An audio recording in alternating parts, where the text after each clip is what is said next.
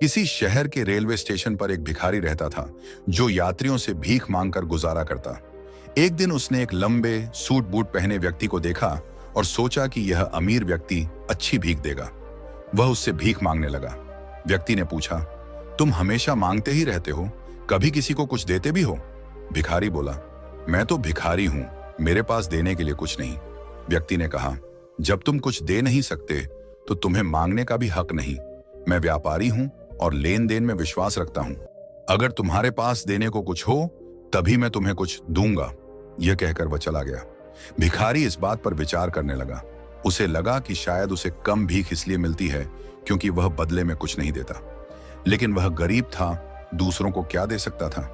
कई दिनों तक सोचने के बाद उसने स्टेशन के पास खिले फूल देखे और सोचा, मैं भीख देने वालों को बदले में फूल दे सकता हूं। यह विचार उसे अच्छा लगा। अगले दिन से जब भी कोई उसे भीख देता वह बदले में फूल दे देता। लोग खुश होकर अधिक उदारता से भीख देने लगे। कुछ ही दिनों में उसकी भीख बढ़ गई, लेकिन जब फूल खत्म हो जाते तो उसे भीख भी कम मिलती। एक दिन वही लंबा व्यक्ति फिर से ट्रेन में मिला। भिखारी ने उसे देखा और कहा, आज मेरे पास आपको देने के लिए फूल हैं, बदले में कुछ दीजिए।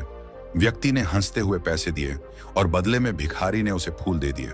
व्यक्ति बोला, वाह, आज तुम भी व्यापारी बन गए हो। यह सुनकर भिखारी का आत्मविश्वास और बढ़ गया। अब भिखारी ने खुद को व्यापारी मान लिया। वह अधिक फूल खरीदने लगा और धीरे धीरे उसका व्यापार बढ़ने लगा।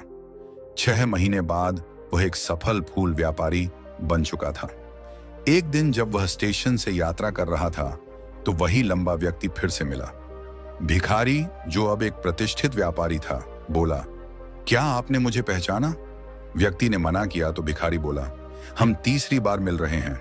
मैं वही भिखारी हूं जिससे आपने पहले भीख देने से मना किया था और दूसरी बार फूल खरीदे थे।